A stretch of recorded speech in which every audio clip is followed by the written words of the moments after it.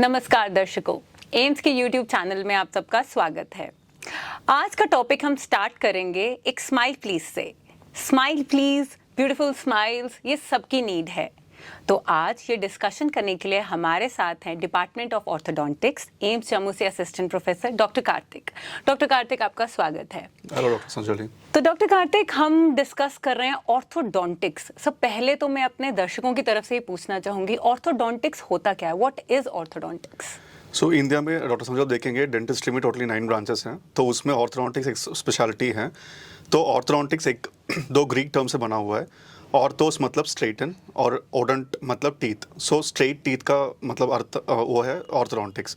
But actually ये देखेंगे आप, पूरा ये विभाग का नाम है ऑर्थोडोंटिक्स एंड डेंटोफेशियल डिफॉर्मिटीज़, क्योंकि हम सिर्फ दांत को सीधा नहीं करते हैं, कभी कभी जबड़ा में जो प्रॉब्लम होता है वो भी हम अलाइनमेंट करते हैं, तो इसलिए हम इसको कहते हैं orthodontics and dentofacial orthopaedics.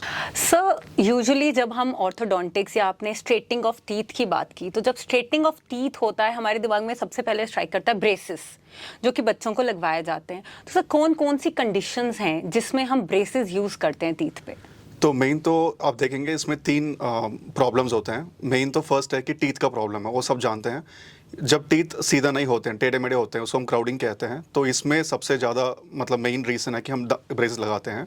Next सबसे इंपॉर्टेंट प्रॉब्लम है स्पेसिंग, जो दांत के बीच में एक्सेसिव स्पेसेस होते हैं। फिर नेक्स्ट है बाइट प्रॉब्लम्स। उसमें ये रहता है कि अपर टीथ यूजुअली बाहर की तरफ ऐसे होते हैं और लोअर टीथ अंदर की तरफ होते हैं। तो कभी कभी ये होता है कि ये जो बाइट है ये रिवर्स होता है, तो इसको हम बोलते हैं रिवर्स ओवरजेट। तो इस कंडीशन में भी ब्रेसेस लगाया जाता है। और नेक्स्ट कंडीशन है कि ये दांत जो है ये बहुत बाहर की तरफ होते हैं, तो इसको प्रोक्लिनेशन हम कहते हैं। फिर ये जो बाइट है ये बहुत मतलब लोअर टीथ ऊपर जो तालू है इस पे टच करते हैं, तो इसको हम डीप बाइट कहते हैं। और कभी कभी बाइट मीठी नहीं होता है, तो इसको हम बोलते हैं ओपन बाइट। तो ये सब दांत की प्रॉब्लम है, तो ये टीथ का जो ईटियोलॉजी बोलते हैं हम। फिर नेक्स्ट है स्केलेटल प्रॉब्लम, जो जबड़े की प्रॉब्लम होता है। तो जबड़ा, ये जो ऊपर जबड़े और नीचे जबड़े हैं, इसमें जो दांत होते हैं, ये जबड़े कभी कभी पीछे होते हैं या बहुत आगे होते हैं, और लोअर जबड़ा जो है वो पीछे भी हो सकता है, ये आगे हो सकते हैं। तो कभी कभी कॉम्बिनेशन भी हो सकता है। तो ये 3 रीजन से हम ब्रेसेस लगाते हैं। ये तो सर आपने हमें बड़े अच्छे से बताया, क्योंकि यूजुअली तो हम यही देखते हैं कि दांत आगे पीछे हों तो लोग रेकमेंड करते हैं कि आप ब्रेसेस लगवा लीजिए, ब्रेसेस लगवा लीजिए। एक मिथ है, या आप इस पे रोशनी ज़रूर डालिए सर, कि जब हम बोलते हैं कि छोटे ही बच्चे को हम देखते हैं उसके दांत आगे पीछे एंड थोड़ा इन्फीरियर बच्चा फील करता है, इज़ इट इम्पॉर्टेंट कि he should attain a perfect age, या फिर जब उसके प्रॉपर परमानेंट टीथ आ जाएं तभी ब्रेसेस लगवाएं, या इज़ इट अ मिथ? तो डॉक्टर संजोली, एक मिसकंसेप्शन है। यूजुअली सब लोग, पेशेंट यही कहते हैं कि हमें डॉक्टर ने एडवाइस किया कि परमानेंट टीथ आने के बाद ही हमारे पास आए हैं। पर ये एक्चुअली आप देखेंगे तो बच्चों को बहुत मतलब कुछ इंपॉर्टेंट माइलस्टोन्स होते हैं जिस टाइम में आपको डेंटिस्ट के पास लेके आना बच्चों को। तो फर्स्ट माइलस्टोन होता है जब बच्चों को फर्स्ट टीथ आता है, मिल्क टीथ। तो उसके 6 मंथ्स में, मतलब almost patient is around 1 to 2 years, तभी आपको डेंटिस्ट, प्रेफरेबली पीरियाडिक डेंटिस्ट के पास लेके जाना है। तो उस टाइम जब बेबी टीथ आता है, they are prone to cavities, तो वो आपको एडवाइस करेंगे कि कैसे आपको दांत को साफ रखना है, बच्चों को साफ कराना है बच्चों को, ताकि हम डेंटल कैविटीज को अवॉइड कर सकते हैं। सेकेंड इंपॉर्टेंट एज होता है अराउंड 4 to 5 years। उसमें क्या होता है कि होरल हैबिट्स कुछ होते हैं, जैसे तम सकिंग होते हैं, टंग थ्रस्टिंग बोलते हैं, जो जीभ से दांत को धक्का देते हैं बच्चे हैं। फिर होता है माउथ ब्रीदिंग, जो मुंह से सांस लेना है। तो इन प्रॉब्लम की वजह से फ्यूचर में जबड़ा में भी प्रॉब्लम हो सकता है और दांत में प्रॉब्लम हो सकता है। तो ये आप 4 to 5 years के एज में बच्चों को आप लेके आते हैं डेंटिस्ट के पास, तो हम एडवाइस कर सकते हैं कि हैबिट्स को कैसे हम प्रिवेंट कर सकते हैं, और जो माल ऑक्लूजन या जो टीथ टेढ़े मेढ़े होते हैं इसको हम प्रिवेंट कर सकते हैं। तो नेक्स्ट इंपॉर्टेंट एज होता है 6 साल के मतलब टाइम, 6 to 7 years। तो इस टाइम में आप ऑर्थोडोंटिस्ट के पास या पीरियाडिक डेंटिस्ट के पास आप बच्चों को ले जाते हैं, तो एग्जैक्टली स्केलेटल प्रॉब्लम है वो पहले डायग्नोस कर सकते हैं, तो हम ट्रीटमेंट बहुत अर्ली स्टार्ट कर सकते हैं। जो ये दांत के प्रॉब्लम होता है, यूजुअली ये जब कैनाइन आता है, that is usually around 9 to 11 years, तब आप आएंगे, तो तब उस टाइम पे ब्रेसेस की जरूरत पड़ता है। But skeletal problem usually 6 to 7 years में हम ट्रीटमेंट करना स्टार्ट करना चाहिए। तो इसलिए बहुत इंपॉर्टेंट है कि आप बच्चों को अराउंड 6 to 7 years में ही एक बार लेके आएँ, फिर हम स्केलेटल प्रॉब्लम डायग्नोस करके ट्रीटमेंट हम जल्दी दे सकते हैं। सर, ये तो यू वर टॉकिंग अबाउट कि किड्स हैं, टीन्स हैं, जो मतलब हमें एक प्रॉपर टाइम पे बच्चों को लेके जाना चाहिए। सर, इज इट पॉसिबल कि after a certain age, crossing their teen age, क्या अडल्ट्स के लिए भी इतना इम्पोर्टेंट या इम्पैक्टफुल है ब्रेसेस लगवाना? तो एक्चुअली जब ऑर्थोडोंटिक से ट्रीटमेंट स्टार्ट हुआ था, ये काफ़ी बच्चों में प्रिवलेंट था ये प्रॉब्लम, तो मतलब अडल्ट में इतना मतलब अवेयरनेस नहीं था, तो इसलिए माइंड में ये रह गया हमेशा कि बच्चों में ही ये ब्रेसेस ट्रीटमेंट होता है। बट आप 8 साल में आएंगे या 80 साल में आएंगे, जो फिजियोलॉजिकल प्रोसेस होता है दांत मूव करने का, वो सेम रहता है। तो कोई भी एज में मतलब एज कोई लिमिटेशन नहीं है, बस एक डिफरेंस है कि जब अडल्ट आते हैं उनके जो बोन थोड़ा डेंस होते हैं, तो उसकी वजह से ट्रीटमेंट टाइम थोड़ा लंबा हो सकता है, उसके अलावा और कोई डिफरेंस नहीं है। बट आजकल रिसर्च में ये होता है कि हम दांत को भी मूव करने के लिए फास्टर मेथड्स आजकल रिसर्च चल रहे हैं, तो फ्यूचर में शायद कुछ अच्छा टेक्निक हो जिससे हम ये ट्रीटमेंट टाइम भी हम कम कर सकते हैं, तो एज कोई लिमिटेशन नहीं है। जी sir. Sir, talking about beautiful smiles, वो तो हमने कहा कि ब्रेसेस लगेंगे तो ऑब्वियसली टीथ अलाइन हो जाएंगे। Along with this cosmetic benefit, functional benefits क्या होते हैं सर इसके?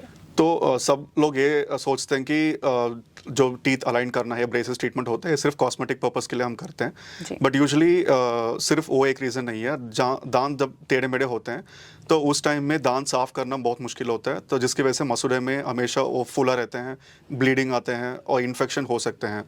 तो ये मेन बच्चों में प्रॉब्लम है। दूसरा प्रॉब्लम ये है कि आप जब स्केलेटल प्रॉब्लम, जैसे मैंने पहले बताया आपको, 6-7 साल में जब डायग्नोस करते हैं स्केलेटल प्रॉब्लम, वो आप अर्ली ट्रीटमेंट नहीं करेंगे, तो जब बड़े हो जाएंगे, जब ग्रोथ खत्म हो जाता है, तो उस टाइम में हम सिर्फ सर्जरी करके ही ट्रीटमेंट कर सकते हैं। तो पहले हमारे पास आएंगे तो ट्रीटमेंट हम पहले ही दे सकते हैं, जो सर्जरी अवॉइड कर सकते हैं। तो उसके अलावा अडल्ट्स में ये होता है कि यूजुअली जो अडल्ट्स मतलब ट्रीटमेंट के लिए आते हैं, हम जो यूजुअली अडल्ट्स को 18+ कहते हैं, तो आजकल अडल्ट्स हमारे पास जो आते हैं मोर देन 50% है जो ट्रीटमेंट होते हैं, 50% ऑफ अडल्ट्स ट्रीटमेंट कराते हैं हमसे। तो इसमें ये रहता है यूजुअली मैट्रिमोनियल पर्पस के लिए होता है या जॉब प्रोस्पेक्ट्स की वजह से यूजुअली अडल्ट ट्रीटमेंट कराते हैं। बट उसके अलावा भी और भी कुछ इंपॉर्टेंट जो चीज़ें होते हैं, जैसे कि आपका दांत जब बाइट ठीक नहीं कर पाते हैं, तो लोड, ये जो जॉइंट बोलते हैं, TMJ जॉइंट बोलते हैं, टेम्परामेंटल जॉइंट बोलते हैं, जो हमें छू करने के लिए, मुंह खोलने बंद करने, इन सब में हेल्प करता है, तो इसमें लोड काफ़ी ज़्यादा पड़ता है। तो लोड ज़्यादा पड़ने की वजह से जॉइंट में पेन रहता है, और एक क्रॉनिक हम छोड़ देते हैं इसे, तो कभी कभी माइग्रेन हेडेक जैसे वो मिमिक करता है। तो इसलिए आप ऑर्थोडोंटिस्ट के पास पहले दिखाएंगे, जैसे आपको क्रॉनिक हेडेक है तो एक बार हम बाइट भी इवैल्यूएट कर लेंगे, और कभी ये जॉइंट में प्रॉब्लम है तो इसका भी हम ट्रीटमेंट स्टार्ट कर देंगे पहले ही। फिर उसके अलावा स्नोरिंग का भी एक इशू होता है आजकल, जो ऑब्स्ट्रक्टिव स्लीप एपनिया बोलते हैं, तो इसमें भी एक मतलब यूजुअली CPAP करके एक ट्रीटमेंट होता है जो पल्मोनोलॉजिस्ट आपको एडवाइस करते हैं। तो कुछ कभी कभी कंटिन्यूस पॉजिटिव एयरवे प्रेशर बोलते हैं उस ट्रीटमेंट को, जो मशीन के द्वारा ट्रीटमेंट किया जाता है। तो इसमें यह होता है कि बहुत मतलब मशीन कॉम्प्लेक्स रहता है, कभी कभी एक्सपेंसिव रहता है, तो सब कोई अफोर्ड नहीं कर पाता है। तो उस कंडीशन में ओरल अप्लायंस करके एक मतलब आपको मुंह के अंदर एक अप्लायंस लगाना होता है, जिसमें मेन ऑब्स्ट्रक्टिव स्लीप एपनिया का कारण ये रहता है कि जबड़ा पीछे की तरफ रहता है, छोटा रहते हैं, तो हम अप्लायंस देके इसको एडवांस करते हैं, जो एडवांस करने की वजह से पीछे जो विंड पाइप होता है वो खुलता है। तो स्लीप एपनिया का प्रॉब्लम हम इसको हम ठीक कर सकते हैं, या मतलब उसको जो सिवेरिटी है उसको कम कर सकते हैं। तो ये भी एक मतलब इंपॉर्टेंट रीजन रहता है, मतलब स्नोरिंग के इसमें भी ऑर्थोडोंटिस्ट का रोल रहता है। तो उसके अलावा भी क्लेफ्ट लिप एंड पायलट करके एक अलग से एक वो कंडीशन रहता है, उसके बारे में हम कभी और डिस्कस कर सकते हैं। तो उसमें भी हम मतलब बहुत टाइम में ऑर्थोडोंटिस्ट का रोल मतलब प्ले काफ़ी होता है उसमें। तो काफ़ी विस्तार में सर ने हमें बताया कि बच्चों में भी हम ओपन माउथ ब्रीदिंग और स्नोरिंग सुनते हैं, पर हमें समझ नहीं आता कि बच्चे ऐसा क्यों कर रहे हैं। तो नाउ आप लोगों के पास ये इन्फॉर्मेशन है कि ज़रूर आप अपने डेंटिस्ट के पास जाइए, अच्छे ऑर्थोडोंटिक के पास जाइए, जो आपको इसके बारे में प्रॉपर इन्फॉर्मेशन दे। सर, जो ऑर्थोडोंटिक ट्रीटमेंट आपने बताया, how much time it last, कितना टाइम लगता है इसमें? एक्चुअली वो ट्रीटमेंट हम जो करते हैं उसके ऊपर है। जैसे मैंने पहले बताया आपको, स्केलेटल प्रॉब्लम है तो पहले हम अप्लायंस देते हैं, तो उसमें एक ही 2 फेज में ट्रीटमेंट होता है। तो फर्स्ट फेज में पहले हम कम से कम 1 ईयर to 2 years में वो अप्लायंस का ट्रीटमेंट करते हैं, फिर फॉलोअप में रखते हैं, फिर जो फिक्स्ड ब्रेसेस होते हैं, जो वायर के ट्रीटमेंट होते हैं, वो बाद में स्टार्ट होता है। तो सिर्फ हम ब्रेसेस के ट्रीटमेंट की बात करेंगे, कम से कम 18 months एवरेज टाइम रहता है, 6 months आगे पीछे हो सकता है ट्रीटमेंट का, बट उसके सबसे इंपॉर्टेंट है उसके बाद ही स्टार्ट होता है आफ्टर ऑर्थोडोंटिक ट्रीटमेंट, उसमें रिटेंशन फेज कहते हैं। तो पेशेंट उसको भी सीरियस ले, और रिटेंशन फेज वो भी जो पहले कंडीशन है उसके ऊपर है। कभी कभी 2 साल तक आपको प्लेट पहनना पड़ता है, या कभी कभी लाइफ लॉन्ग भी रिटेंशन होता है, तो वो कंडीशन टू कंडीशन वेरी होता है, वो ऑर्थोडोंटिस्ट डिसाइड करेंगे ट्रीटमेंट के बाद। तो ट्रीटमेंट ये कंडीशन के ऊपर वेरी करता है। जी सर। सर, अब मैं लास्ट में आपसे ये क्वेश्चन ज़रूर पूछूंगी कि जो ब्रेसेस लगाते हैं और जो प्रॉपर ऑर्थोडोंटिस्ट हैं, उनमें क्या डिफरेंस है? तो एक्चुअली ऑर्थोडोंटिस्ट होते हैं जो पोस्ट ग्रेजुएशन करते हैं इस पर्टिकुलर स्पेशलिटी में, उनको कम से कम 3 साल का ट्रेनिंग दिया जाता है। तो एक्सपर्ट रहते हैं, कोई भी एक कंडीशन जो मैंने पहले बताया था, प्रॉब्लम्स जो होते हैं वो डायग्नोस करने में मतलब एक्सपर्ट रहते हैं। आजकल तो ये मार्केट में होता है जो सब चीज़ में होता है, डू इट योरसेल्फ, जो DIY कहते हैं, वो ऑर्थोडोंटिक्स में भी आ चुका है।